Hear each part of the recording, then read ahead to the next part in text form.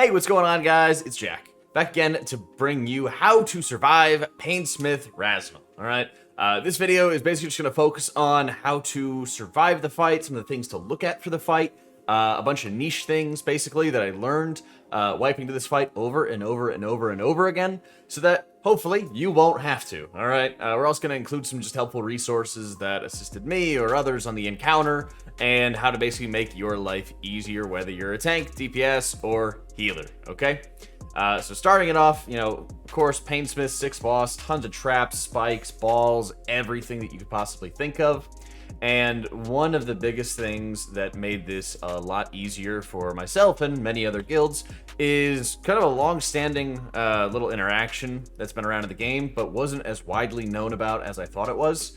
And that is to be able to set focus macros for your demonic gateway from your warlock, and then be able to interact with it without actually having to physically click on the gateway, right?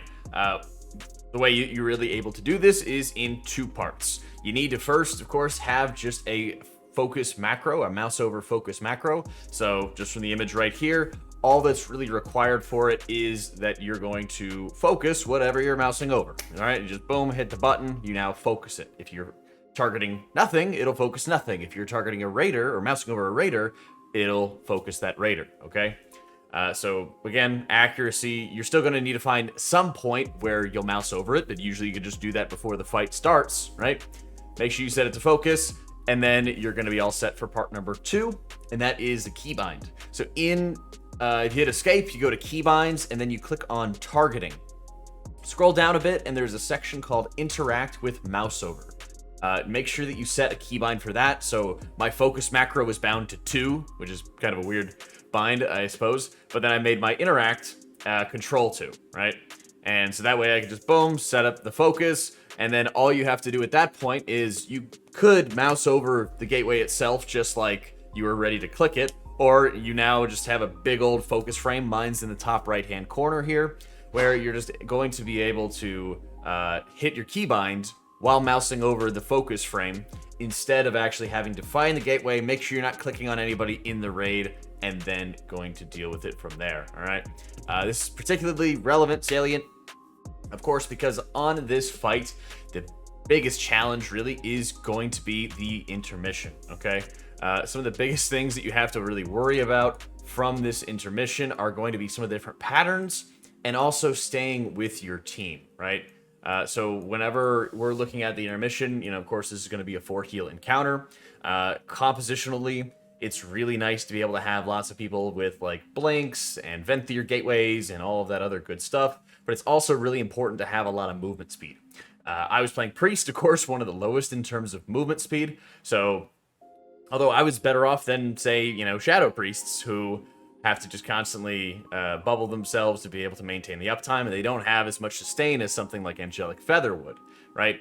But they did have the benefit of being Night Fae, so they were able to get through some of the more difficult parts that I needed to have some more creative uses to it. So when it comes to that intermission phase, the healing that's required in those phases, the first one is like almost non-existent. You could basically just not heal anybody and they would probably live.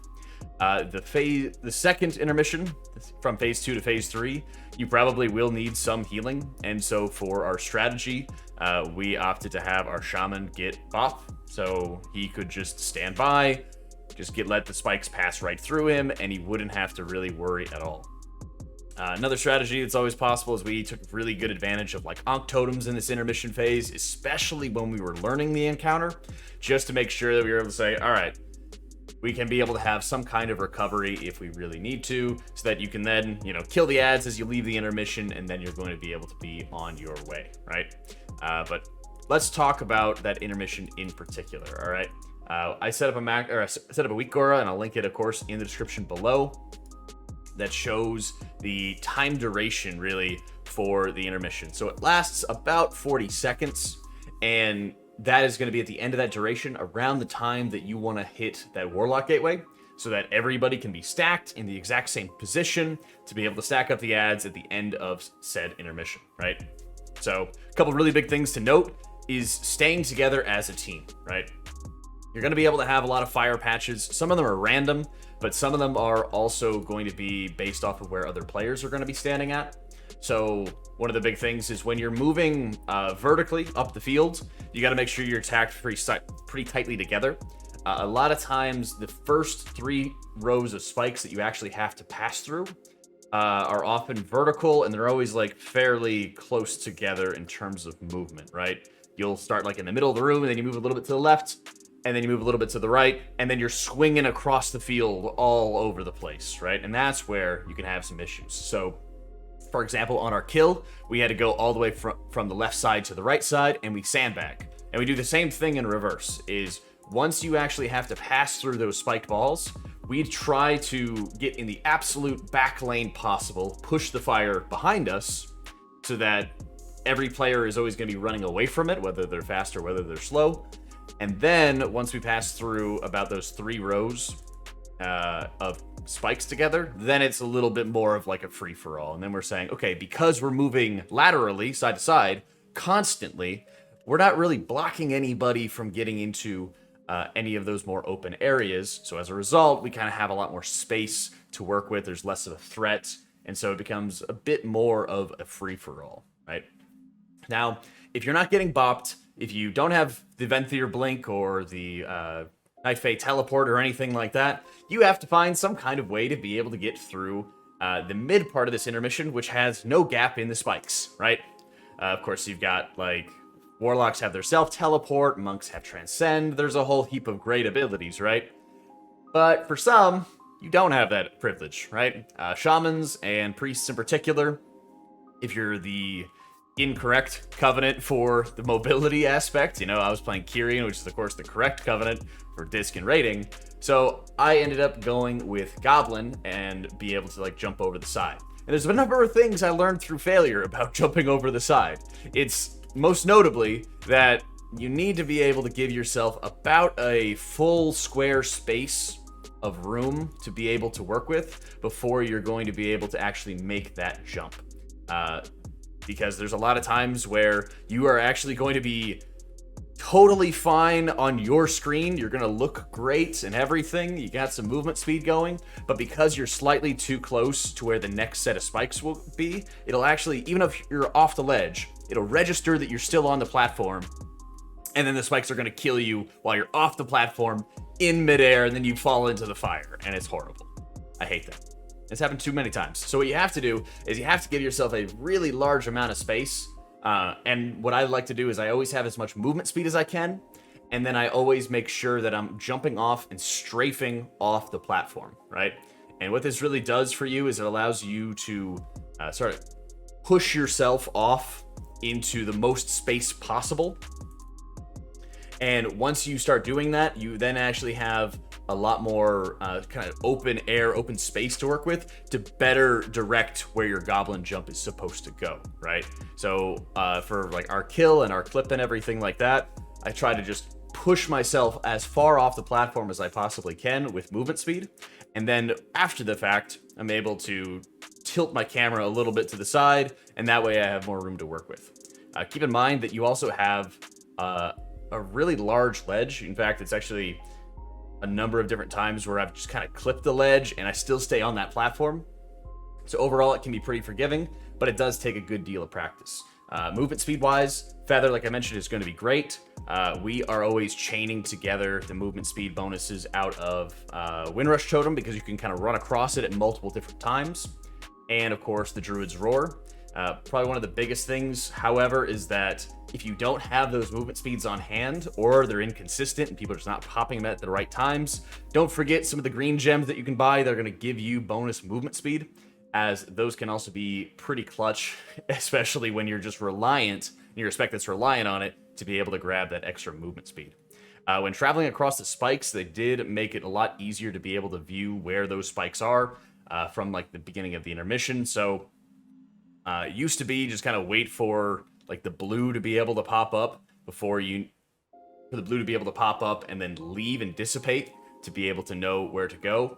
For now, once you start seeing those spikes recede, it should be much less of a problem. And whenever I go through them, two big principles that I try to follow is if it's ever close, if I ever feel like it's a tight scenario, or maybe I'm not leaving immediately like I should, I always try to jump. For some reason, if you jump off the platform and you're trying to do your goblin jump, there's a lot of times it'll register as you still being on the platform. But if you're jumping from one square to another, this is particularly important for when you're dealing with spiked balls while the tank spikes are coming out. And so you guys are struggling to maybe kill the balls in time, and then you got to quickly kill the ball, and then you got to go over to the next square to dodge the spikes, right? I found that if I feather myself and I just run, then I'll often get spiked. But if I actually feather myself and then jump diagonally to be able to cross through that area, it's a lot more successful, you know? Whenever you're positioning yourself for any of the chains, keep in mind you have a crazy amount of time to be able to work with to be able to get that job done. So a lot of times, if I got chains, for example, in phase 2, phase 3, I would just really quickly run out of the group as rapidly as I possibly could, and then get myself in a position, because I often didn't want to be in a spot where I was going to be the like middle or right side person. Usually I'd like to be the one who is, well, honestly, either the legends or either the side groups work. But if you're in the middle, there's a lot of times where you're the one who's getting kind of squished by everybody else around you. So I try to avoid that whenever I possibly could. And finally, whenever you're dealing with either of the intermissions, but most notably the second intermission is where you need quite a bit more healing. I was really working for myself as a priest to just multi-dot and have a little bit of extra healing through atonement, but that's not always the easiest thing to do. So one of the really big things that helped a lot of other players in our guild, but I didn't really find a need for it specifically, was a Crosshair weak aura, where you're always able to see where your character is, and you're always able to focus your eyes in the exact same area every single possible time, right? That helped a lot of our guys tremendously, and I'll leave a link. There's a bunch of different versions of it, so you can kind of customize and pick which one looks best for you. But it helps a lot for just being able to identify where your character is standing. And the more that you can look top down, the easier it is to be able to start sussing out, really, are you in between the spiked balls and the traps and the spikes and everything like that? You need to be able to maneuver a little bit. One of the big guides, I think, was also having some Tauren, both Rig and Dazer, as some of the people who were just the best at doing the spikes already. So you kind of had those people you could reliably follow about every single time. All right. If you guys got any other questions, feel free to leave them down in the comments below. Some of the scariest moments that I had as I was trying to do this goblin jump was absolutely when we missed roars, or we got like a bad set and we had to get delayed because of some of the fire patches, for example.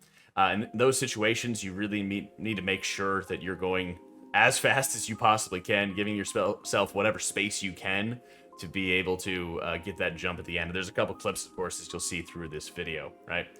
The final phase, we do a little bit differently than phase 1, phase 2, where we have our players run to one edge of the room away from the raid whenever they are getting chains, so the tank has a bit more room to work with, so that we're not going to we always like have those players run away from the balls, so our raid has a bit more space to work with, and then we're not like trapping them in a very narrow corridor and everything, which also just helps out a lot at the end of the phase. So if you guys have any other questions, like I said, feel free to leave them down in the comments below. Otherwise, thanks so much for tuning in. Let me know what you guys would like to see some more, as we have completed our 10 of 10 Mythic Sanctum of Domination. Let me know what other kind of tips and tricks you'd like to see from the raid, and I'll be able to get them to you guys as fast as I can. All right? Thank you for watching. Hope y'all enjoyed it. I'll catch y'all next time.